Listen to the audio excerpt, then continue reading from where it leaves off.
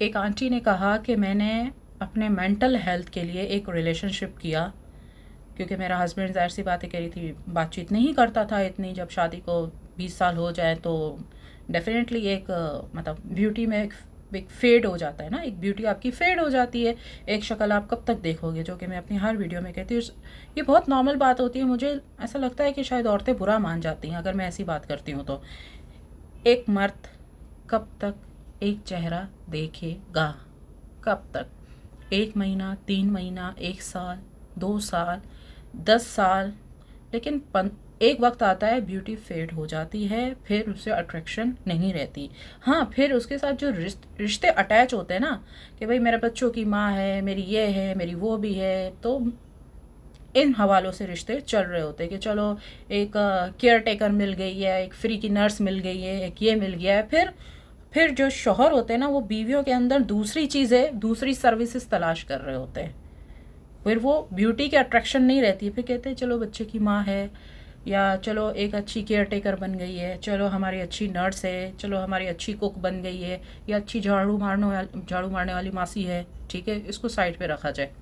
खैर, तो उस आंटी ने कहा कि भाई मतलब 20 साल हमें शादी को हो चुके, तो उसका मुझसे इंटरेस्ट कम हो गया, जो कि नॉर्मल बात है। तो मैंने अपनी मेंटल हेल्थ के लिए एक बातचीत के लिए मैंने रिलेशनशिप कर लिया।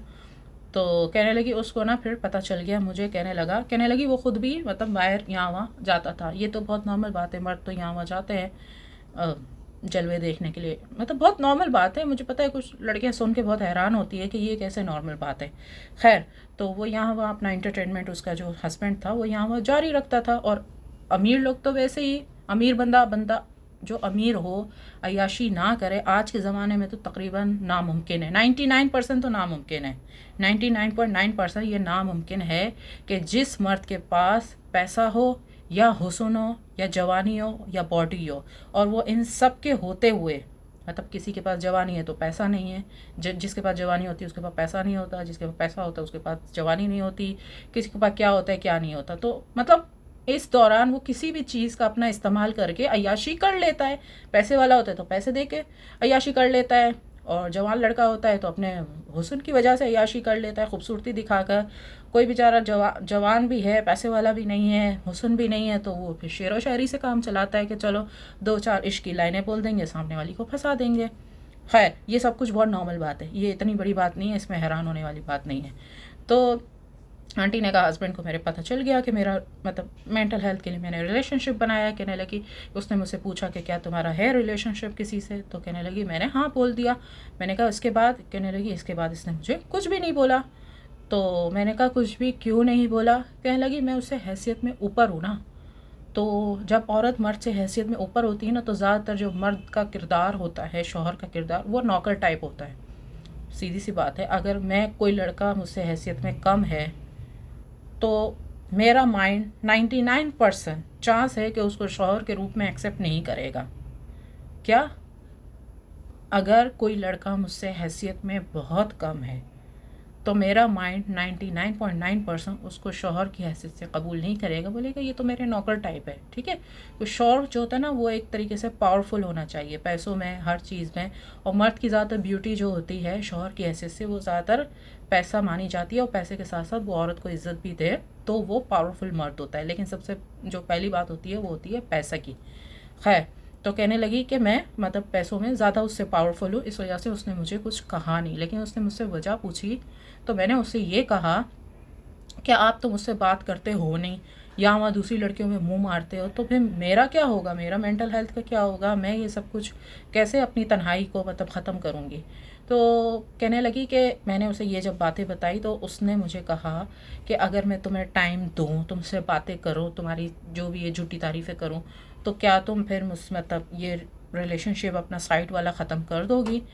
तो उस आंटी ने कहा ठीक है, मैं ख़त्म कर दूँगी अगर तुम मुझे टाइम देते हो। नॉर्मल सी बात है, देखो एक औरत, औरत, कोई भी बीवी, कोई भी औरत, वो अपना रिलेशनशिप बाहर क्यों चलाती है?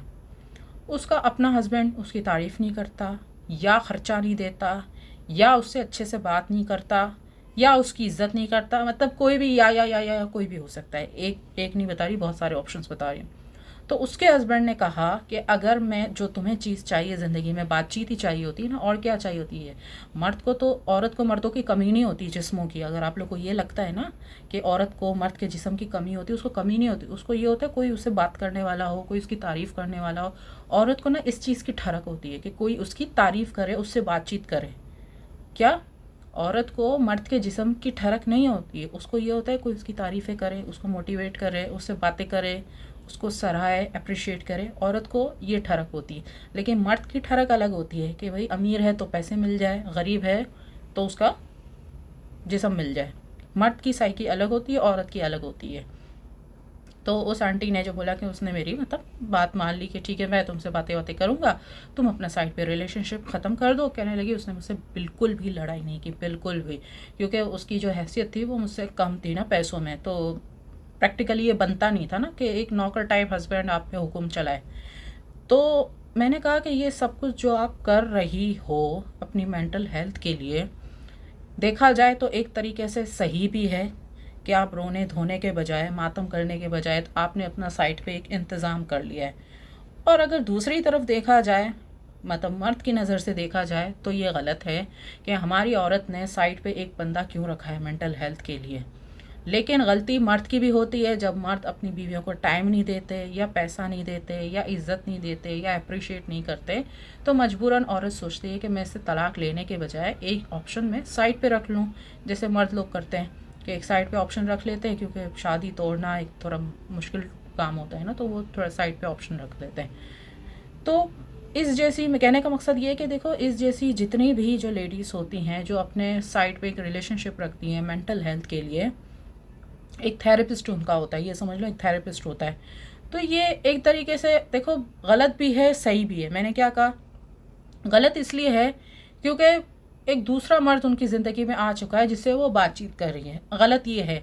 लेकिन सही क्या है, सही ये है कि घर में लड़ाई झगड़े नहीं हो रहे, और एक तरीके से उस औरत की मेंटल हेल्थ भी ठीक हो रही है, सब कुछ सिस्टम भी अच्छा चल रहा है, तलाक भी नहीं हो रही, और सही इस तरीके से।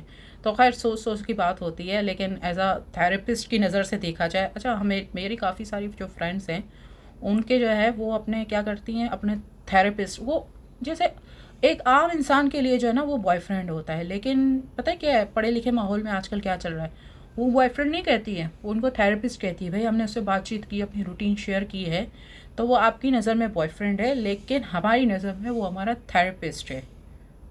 आजकल ये एक ट्रेंड चला है ना, क्योंकि ज़ाहिर हस्बैंड वगैरह बातचीत तो इतनी करते नहीं है, क्योंकि ब्यूटी फेड हो जाती है, तो इतना मज़ा भी नहीं आता ना बात करने से।